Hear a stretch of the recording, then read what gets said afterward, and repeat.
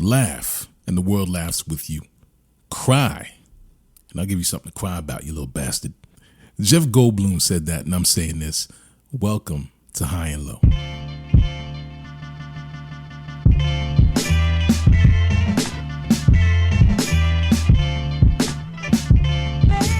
Good day and good night. Welcome to another brand new installment of the High and Low basketball show for this Labor Day weekend. I hope you're enjoying it. This is episode number 100, and Jason, not he of psychopathic knife-wielding fame, but he, Jason of House Capono. You can also call this episode number 171 because the man widely known as Jason, don't call me Al Capono, once wore the number 71 during his 2 seasons as a Philadelphia 76er. Capono was a sharp shooter. He was an ooter out of UCLA. Much bigger than expected. 6'8", man. 6'8". Wow, it's tall. I thought he was like 6'3", 6'4". I don't know. That's what I pictured. Anyway, Jason Capono was well-traveled. Played for 6 different teams, 5 of those in the Eastern Conference, including the 2006 Miami Heat. Yes, Jason Capono is an NBA champion, a world champion. Thank you. He played alongside Shaq and D. Wade on that 2006 Miami Heat squad that took home the Larry O'Brien Trophy. His career was shorter than I had expected. I thought he played longer than 9 seasons, 9 full seasons. That's all Jason Capono played for. Finally called it a career in 2014. But hey, at least he left the game with a ring.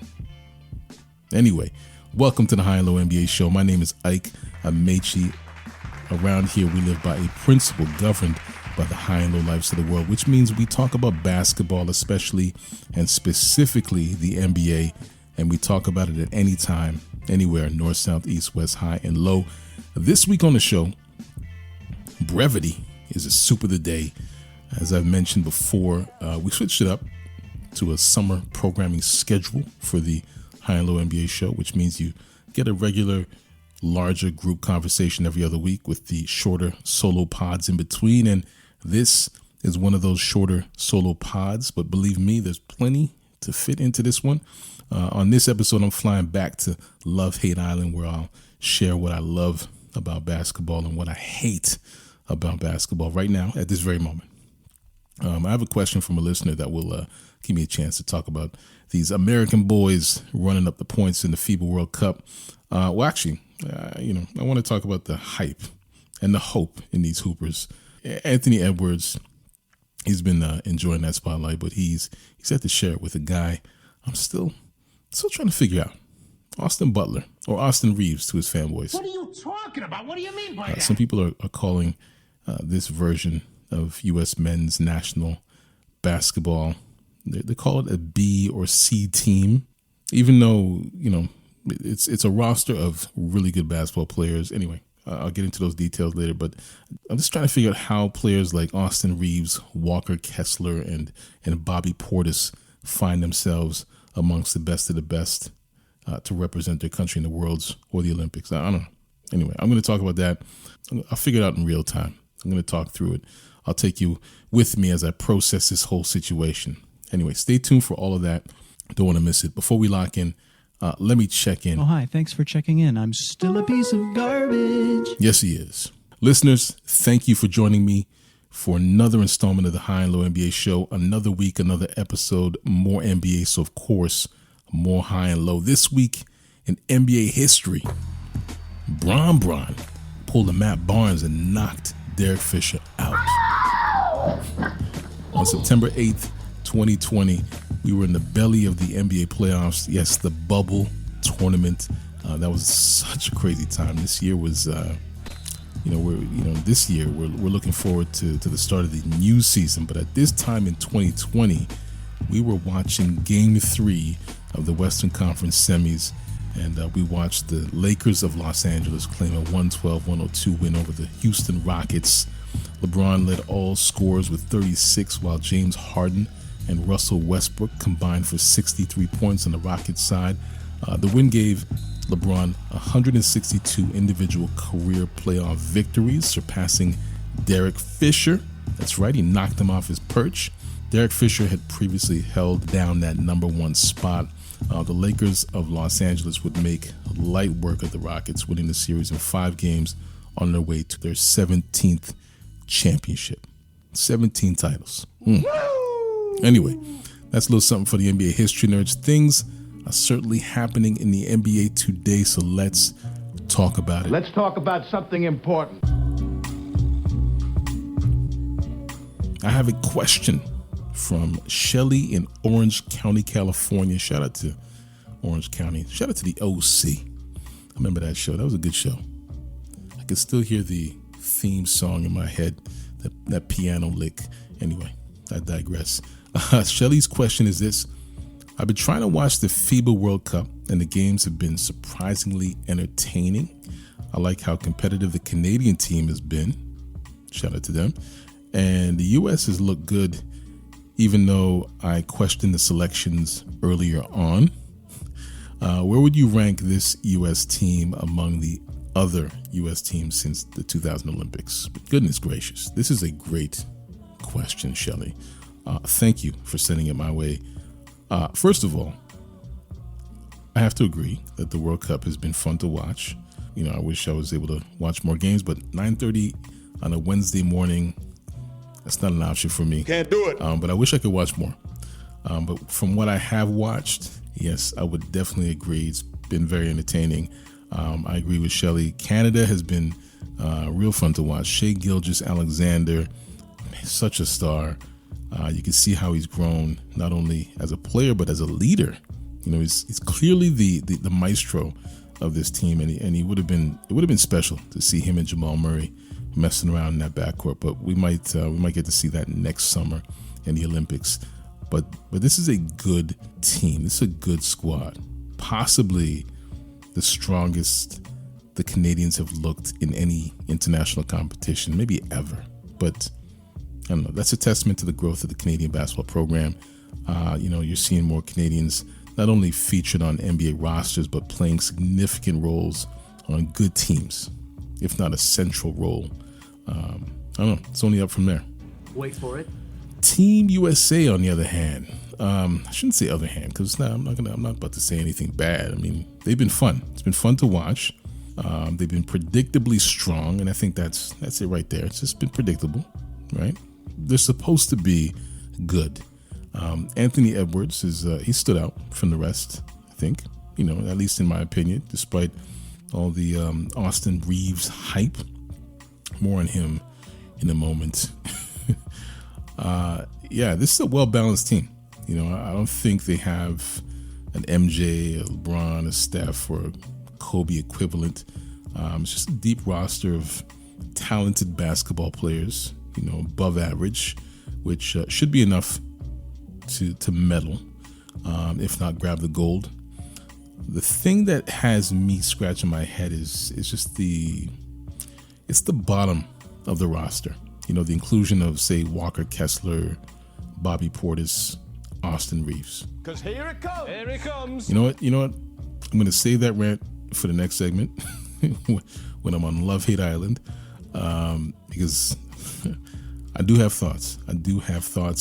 And, you know, if you're an Austin Reaves fan, you may not like it. You might not like it. But anyway, as I'm saying this, I'm realizing that I haven't really answered Shelly's question. Where would they rank? So between the Olympics, the FIBA World Cup, and the America Cup or the AmeriCup tournaments, the U.S. has assembled 17 different teams. I'm just looking at it right now. 17 teams, yeah. And in recent years, the AmeriCup teams have been filled with guys from like G League rosters, because the games are often held during the NBA season. So, you know, teams aren't stacked with NBA talent. You know, NBA players are not going to give up NBA games to go play for Team USA during the AmeriCup, which usually is not prioritized. Let's just put it that way. So anyway, for those teams, for those squads, those rosters for the AmeriCup tournaments, we'll put those teams towards the bottom half if we're going to do this ranking. The Olympic rosters are usually the best of the best, the cream of the crop. NBA players almost never turn down an invitation to the Olympics. And in the FIBA World Cup, I don't know, it's a bit of a tweener. Actually, technically it is a tweener. International guys usually treat it like the Olympics, although Jokic and Giannis opted out this year. American NBA players are half and half with this tournament. You know, some guys prioritize it, but some don't at all. I don't know. I think it really depends on off-season commitments. And most of the NBA's top guys have a ton of off-season commitments. Therefore, they're not available. You know, so the FIBA World Cup teams would be somewhere in the middle. You know, and of the 17 teams since 2000, I don't know, I put this one in the 8 to 12 range. I know that's cheating. It's not one number, but it's hard to settle on one number without knowing the final results. We don't know. We just they're in the middle of the tournament right now. But I can say 8 to 12 based on talent alone. And those Olympic teams had players like Kobe, LeBron, Tim Duncan, D Wade. They had Super Saiyan Carmelo. Just stacked with Hall of Famers. Even the bronze medal team in Greece in 2004. And that's, 6 teams right there that you can automatically put ahead of this team. And then there are about, I'd say, 2 or 3, maybe 3 to 4 FIBA World Cup squads that had similar rosters and similar results. You know, so I don't know. We can circle back at the end of the tournament and I'll provide a more definitive answer. But hey, great question, Shelly. Great question. Had me thinking in circles there. But I appreciate it. Thank you. It's a quick reminder to High and Low Lives. If you want to leave a question for us to answer on the show, just send your DM to us on TikTok and More High and Low. You can send a DM to us on the gram at Get High and Low. Links are in the show notes. Time for me to hop on this transatlantic flight to Love Hate Island. And when we come back, I'm going to tell you what I love and what I hate. This is High and Low.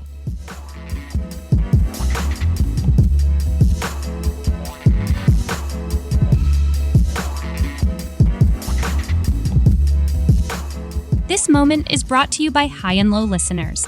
This week on the High and Low NBA show, listeners were asked to share their top 5 players from the 2010s. We heard from Shango in Shreveport, Louisiana. Shango shared his list starting with number 5. James Harden, absolutely not. 3rd leading scorer in the decade, won MVP, 6 first-team All-NBA selections, had the 2nd most wins in the decade behind LeBron James. Number 4 is Kevin Durant. What did you say? 2 NBA titles, 5 first-team All-NBA selections, 1 regular season MVP trophy, 2 finals MVP trophies, 2nd most points scored in the decade, and played 30 games less than LeBron, who scored 100 points more.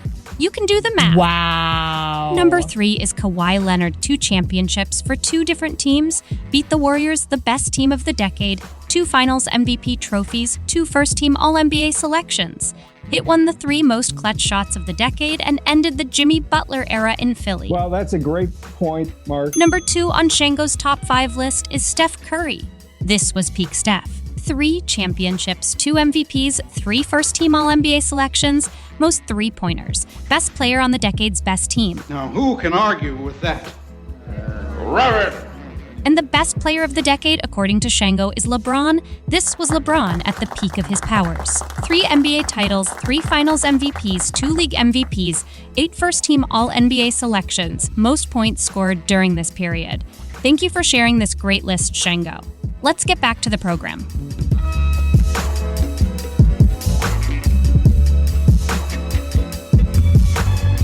And we are back. I'm Ike Amaechi, and this is the High and Low NBA show.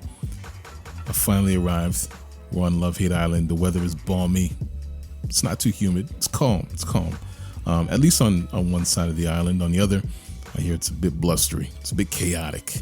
But hey, I don't run from chaos. I run towards it, which I shouldn't. I really shouldn't. No one should. Anyway, let's start on that side of the island, on the hate side of the island. Let me tell you what I hate about basketball right now. And I kind of alluded to it earlier. Captain America. Hi, I'm Captain America. It doesn't No, I'm not talking about Steve Rogers, not Marvel. I'm talking about Austin of the Reaves clan in Newark, Arkansas. The hype around this guy was frustrating during the season, but some people took it too far this summer when he ended up playing for USA Basketball. The nickname Captain America popped up, not for Anthony Edwards or Brandon Ingram, not for Tyrese Halliburton or Jaren Jackson Jr. or Jalen Brunson. Every one of those guys unquestionably better than Austin Reaves. They didn't get that nickname. Nah. In fact, I think there are dozens of American players in the NBA that could be on this roster ahead of Austin Reaves, but they gave it to him. I get it. He's hooping in LA next to LeBron. His profile is sky high because of his purple and gold affiliation. I get it. But stop propping this guy up on a pedestal too high for a skill level. Let's keep it a buck. The selection process for USA Basketball has been bastardized at this point. Austin Reaves, I don't want to be cruel, but I don't know. It feels like he's poisoned the well, or at least his selection has. Respectfully. USA Basketball has been embarrassed with riches for such a long time. Their talent pool has been so deep, and it still is, and it will continue to be. It's not like other countries where players grow up in the national program, in that system. Some American players do, but many don't. Like some are selected because of the talent they've grown into on their own merit, and that's fine. If a guy plays under the radar in high school, basically shows out at a mid-major in college, makes the leap to the NBA, works hard, and becomes a star, he can earn his spot on the roster as one of the best players in the country. When a guy gets selected because the media machine has selected him as their next great white hype, nah. The crazy thing is, I like Austin Reaves as a player, honestly do, but I hate the hype, honestly. He's like LA or Toronto real estate, overvalued, and he's good for what he is, a fourth option on a good team. Just a fourth option. But is a fourth option on a good team good enough to be Captain America on Team USA? I don't know. Actually, I do know. The answer is no, right? But that's just me. That's just my opinion. I'm going to leave that alone. I'll leave that there.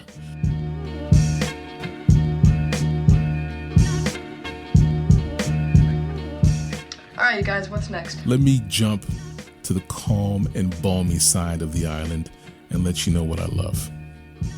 I love the stillness. I love this tranquility, this silence. You can hear it. And I'll let you know what I'm talking about here. We have NBA players playing meaningful basketball right now, beginning of September. And there's no drama. We're not hearing about player X getting caught up in a club in the Philippines doing whatever, waving whatever, or some female accusing player Y of doing whatever. And right now, it's just basketball. These boys are just hooping. Nothing more, nothing less. Just hoop, just basketball.